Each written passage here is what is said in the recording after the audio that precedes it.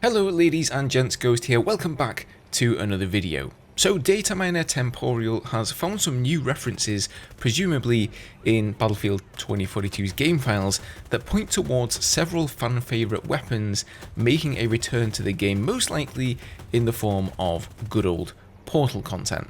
So Portal, of course, recently saw the addition of the A-10 Warthog and the Su-25 Frogfoot attack jets, so it wouldn't really entirely surprise me if we were getting some new weapons in there pretty soon as well. So according to Temporal, the weapons are as follows. So 2 assault rifles, the AEK-971 and the AUG, most likely for BF3, 3 LMGs in total, the RPK and the M249, probably for Bad Company 2 or Battlefield 3 of course, and then the Bren for 1942. The SKS DMR will be returning, it seems, and that is a favourite once again from BF3, the M2 Carbine, which is an assault rifle, and then finally the Barrett M95 bolt-action rifle from Bad Company 2. Oh yes!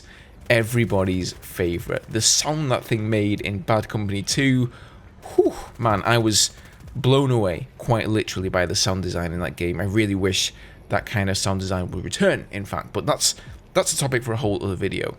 Now, this is only a data mine, so how much truth there is to this is known only to DICE themselves, but Temporal has been pretty spot on in the past, so at least speaking for myself, there's definitely cause for celebration here. I know that most of us have been saying for yonks now, come on DICE, just put the Portal into the main base game, let's connect the dots, let's have Portal and all-out warfare mode go hand in hand together, and to some extent that's what they've been doing with the base game modes. We've already seen DICE making use of the Portal maps in regular matchmaking rotations, why not make use of the weapons as well? That's what we've all been suggesting, right? It sounds perfectly plausible to me, so, let's hope that's exactly what DICE plan to do. Something else interesting here is that Mr. Battlefield himself, Lars Gustafsson, if you recall in one of the recent Battlefield briefings, he did actually say that they plan to bring fan favourite weapons from Portal into the base game, so perhaps this is what's happening here. As for when we'll be getting our grubby little mitts on said weapons, well, in the documentation that accompanied the recent patch 1.1, DICE mentioned that their next update would be in August. So honestly, if these weapons are already in the game files, then I think that's quite probable that August will be the month of release. I could be wrong, it might be later than that, so we'll just have to wait and see.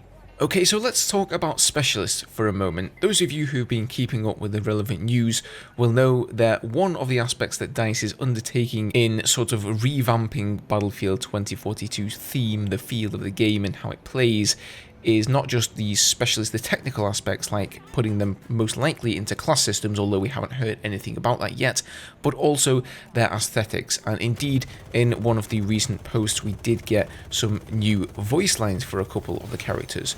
But senior lighting artist Jeffrey Callis recently uploaded some pictures on how the updates to the looks of the specialists is going. So I'm going to put those up in the background of the video here just so you guys can see.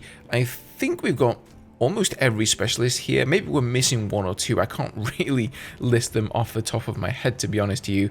I know, I'm a bad Battlefield YouTuber, guys. But you'll notice that they look ever so slightly more gritty.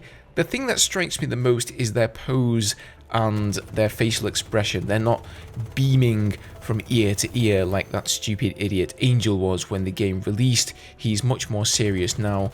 And overall, I do think this is an improvement. Honestly, if I'm being truthful, it wasn't something that annoyed me too much. I'm more about the actual gameplay. Of course, thematically, the specialists didn't really seem to fit into a war game to me, but it was the least of my issues with the game.